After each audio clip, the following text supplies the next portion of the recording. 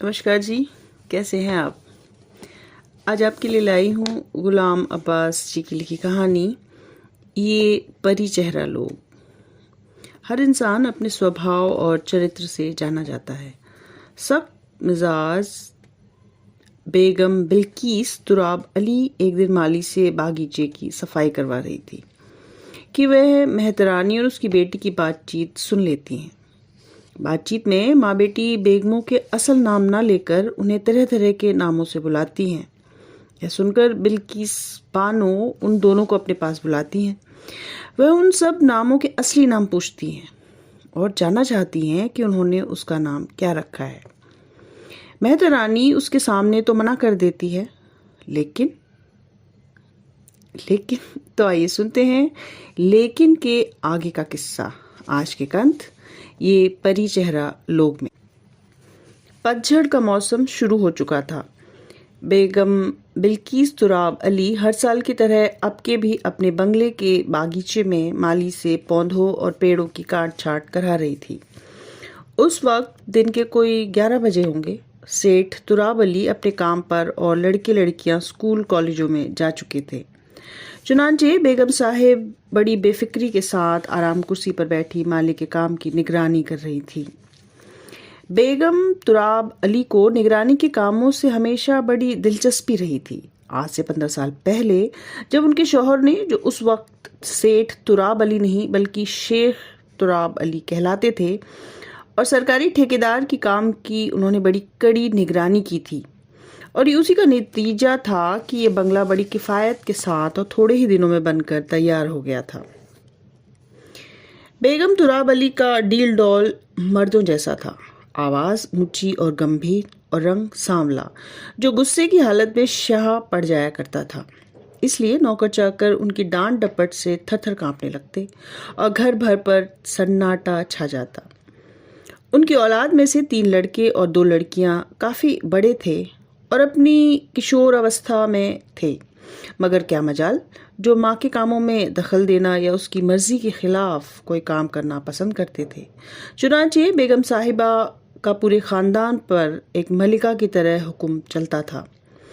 उम्र और खुशहाली के साथ साथ उनका मोटापा भी बढ़ता जा रहा था, और उसके साथ साथ बढ़ रहा था उनका रौब और दबदबा। शादी के 15 बरस उन्होंने इस तरह गुजारे थे कि वो करीब करीब सभी रहने वालों से बखूबी वाकिफ हो गई थी। कई घरों से मेल मिलाप भी था और कुछ बीवियों से दोस्ती भी। वो इस इलाके के हालत से खुद को बाखबर रखती थी, यहाँ तक कि कौन क्या कहाँ मकान ले रहा है, कौन बेच रहा है, किन बंगलों में नए किराएदारों की आमद हुई है या किस घर से पुराने किराएदारों की रुखसत हुई, इन सब बातों की भी उन्हें पूरी तरह खबर रहती थी। इस वक्त बेगम तुराब अली की तेज नजरों के सामने माली का हाथ बड़ी फुर्ती से चल रहा था। उसने पौधों और छोटे छोटे पेड़ों की काट छाट तो कैंची से खड़े खड़े ही कर डाली थी, और अब वो ऊंचे ऊंचे पेड़ों पर चढ़कर बेगम साहिब की हिदायत के मुताबिक सूखे और फालतू टहनियों कुल्हाड़ी से काट काट कर नीचे फेंक रहा था। कुछ देर बाद बेगम साहिब बैठे बैठे थक गई और कुर्सी से उठकर बंगले की चारदीवारी के साथ साथ टहलने लगी। बंगले के आगे की दीवार के साथ साथ जो पेड़ थे उनमें 2 एक तो खासे बड़े थे और उनकी छांव घनी थी, खासकर विलायती बादाम का पेड़। उसका साया आधा बंगले के अंदर और आधा बाहर सड़क पर रहता था। दिन को जब धूप तेज हो जाती तो कभी कभी कोई राहगीर या रेहड़ी वाला जरा दम लेने को उसकी छाया में बैठ जाता था। बेगम बिल्किस तुराब अली जैसे ही उस पेड़ के पास पहुंची, उनके कान में दीवार के बाहर से किसी के बोलने की आवाज आई। उन्होंने इस आवाज को फौरन पहचान लिया। ये इस इलाके की एक नौकरानी सगू की आवाज थी, जो अपनी बेटी जग्गू से बात कर रही थी। ये माँ बेटियां भी अक्सर दोपहर को इसी पेड़ के नीचे सुस्ताने या नाश्ता पानी करने बैठ जाया करती थी। बेगम बिल्किस तुराब अली ने पहले तो उनकी बातों की तरफ ध्यान न दिया, मगर एकाएक उनके कान में कुछ ऐसे शब्द पड़े कि वे चौंक उठी। सगू अपनी बेटी से पूछ रही थी, क्यों री, तूने तोते वाली के यहाँ काम कर लिया था? हाँ, जग्गू ने अपनी महीन आवाज में जवाब दिया। और खिलौने वाली के यहाँ? वहाँ भी। और तपैदिक वाली के यहाँ? اب کہ جگو کی آواز سنائی نہیں دی، شاید اس نے سر ہلا دیا ہو، اور کالی میم کے ہاں؟ اب تو بیگم تراب علی سے ضبط نہ ہو سکا اور وہ اچانک پکار اٹھی، سگو، اریو سگو، ذرا اندر تو آئیو۔ سگو کو دور دور تک بھی اس بات کا اندازہ نہیں تھا کہ اس کی باتیں کوئی سن رہا ہوگا۔ بیگم بلقیس تراب علی، جن کی سخت مزاجی اور غصے سے اس کی روح کانپتی تھی، وہ پہلے تو گمسم رہ گئی، پھر مری آواز میں بولی، ابھی آئی بیگم صاحب۔ تھوڑی دیر بعد وہ آنچل سے سر کو ڈھانپتی، لہنگا ہلاتی، بنگلے کا پھاٹک کھول اندر آئی۔ جگو اس کے پیچھے پیچھے تھی۔ دونوں ماں بیٹیوں کے کپڑے میلے چیکٹ ہو رہے تھے، دونوں نے سر میں سرسوں کا تیل خوب لیسا ہوا تھا۔ سلام بیگم صاحب، سگو نے ڈرتے ڈرتے کہا۔ ابھی تک اس کی سمجھ میں نہیں آیا تھا کہ کس قصور کی کارن اسے بیگم صاحب نے بلایا ہے۔ بیگم صاحب نے گرجتے لہجے میں پوچھا، کیوں ری، یہ تو باہر بیٹھی کن لوگوں کے نام لے رہی تھی؟ کیسے نام بیگم صاحب؟ ارے تو کہہ رہی تھی نا، طوطے والی، کھلونے والی، تپیدک والی، کالی میم۔ سگو نے مسکرانے کی کوشش کرتے ہوئے کہا، وہ تو بیگم صاحب ہم آپس میں باتیں کر رہے تھے۔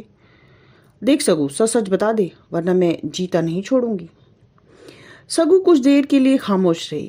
اس نے جان لیا کہ بیگم صاحب سے بات چھپانی مشکل ہوگی، اور اس نے بڑی دھیمی سے کہنا شروع کیا، وہ بات یہ ہے بیگم صاحب، ہم لکھت پڑھت تو جانتے نہیں، اور ہم کو لوگوں کے نام بھی معلوم نہیں، سو ہم نے اپنی نشانی کے لیے ان کے نام رکھ لیے ہیں۔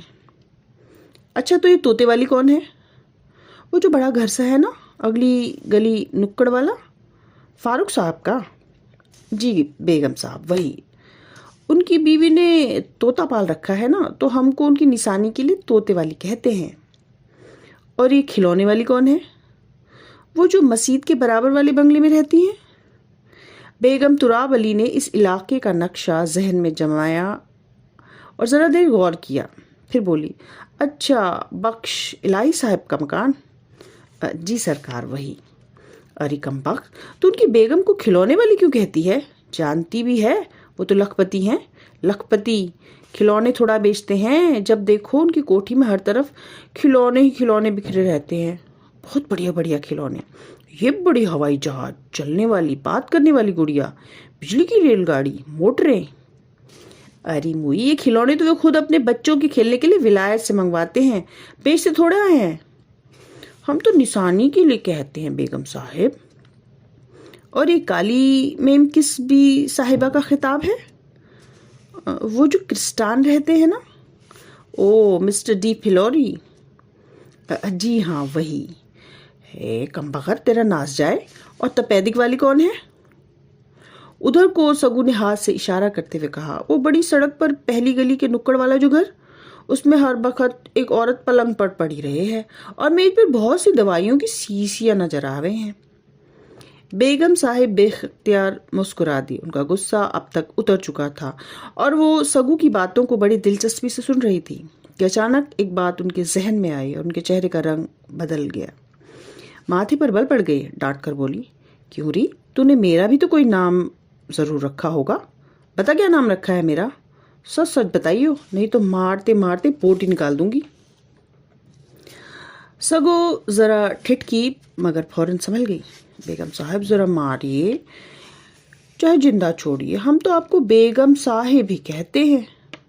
چل جھوٹی مکار، میں جھوٹ نہیں بولتی سرکار، چاہے جس کی قسم لے لیجیے، ہم بیگم صاحب کو بیگم صاحب ہی کہتے ہیں، ہے نا جگو؟ اس نے اپنی بیٹی کی طرف دیکھ کر کہا، جس نے منڈیاں ہلا دی۔ ویسے تو مجھے تم ماں بیٹیوں کی بات پر یقین نہیں آتا۔ اس پر سگو خوشامد والے لہجے میں کہنے لگی، جی آپ ایسی شاندار اور غریب پرور ہیں، بھلا ہم آپ کی شان میں ایسی گستاخی کر سکتے ہیں؟ بیگم صاحب کا غصہ کچھ دھیما ہوا اور انہوں نے سگو کو نصیحت کرنی شروع کی، دیکھو سگو، اس طرح شریف آدمیوں کے نام رکھنا ٹھیک نہیں، اگر ان کو پتہ چل جائے تجھے ایک دم نوکری سے جواب دے دیں۔ اچھا بیگم صاحب، اس دفعہ تو ہمیں معاف کر دیں، آگے کو ہم کسی کو ان ناموں سے نہیں بلائیں گے۔ سگو نے جب دیکھا کہ بیگم صاحب کا غصہ بالکل اتر گیا ہے تو اس نے زمین پر پڑے ہوئے ٹہنوں کو للچائی ہوئی نظروں سے دیکھا۔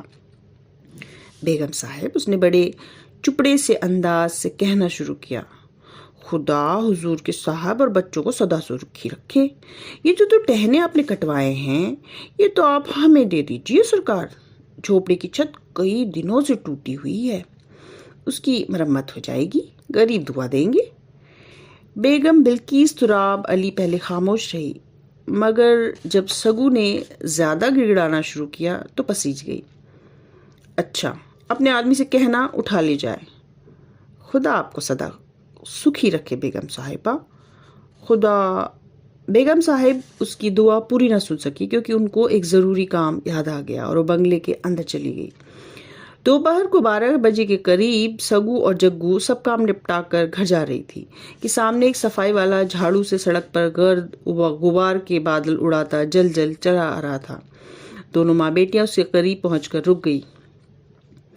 आज बड़ी देर में सड़क झाड़ने निकले हो जग्गू के बाबा? हाँ, ज़रा देर में आँख खुली थी। ये कहकर वो आगे बढ़ जाना चाहता था कि उसकी बीवी ने उसे रोक लिया। सुन जग्गू के बाबा, जब सड़क झाड़ चुकी हो तो ढड्डो के बंगले पर चले जाइयो। वहाँ 2 बड़े बड़े टहने कटे पड़े हैं, उन्हें उठा लाइयो। मैंने ढड्डो से इजाज़त ले ली है। तो ये कंद यहीं तक था। नाम तो सबके रखे ही जाते हैं, आपका क्या नाम रखा गया है कमेंट करके ज़रूर बताएं। लाइक शेयर सब्सक्राइब कीजिए। धन्यवाद। नमस्कार।